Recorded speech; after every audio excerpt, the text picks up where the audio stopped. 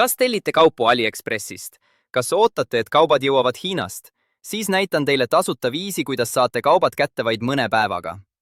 Jätkan lihtsa juhendi jagamist, kuidas seda teha. Kui klõpsate lingil, pääsete Google Chrome'i brauseri laienduste poodi. Kordan veel kord, selle tööriista kasutamine on täiesti tasuta. Nüüd näitan, kuidas seda installida. Klõpsame nupule Lisa Chrome'i ja kinnitame installimise. Mõne sekundi pärast on tööriist juba teie brauserisse installitud ja saate hakata seda kasutama. Soovitan tungivalt klõpsata kinnituse ikoonil, et laiend oleks alati nähtav brauseri ülaosas. No mis nüüd? Lähme AliExpressi ja vaatame, kuidas see kõik töötab. Otsinguväljale sisestage see, mida otsite. Toon näiteks muruniidukite otsimise. Nagu näete, näitab AliExpress tavaliselt tooteid erinevatest kohtadest ja tavaline filter võimaldab filtreerida ainult tooteid, mis on Hiinas või Türgis. Kui soovime tooteid kiiremini saada, ei ole see meile üldse oluline.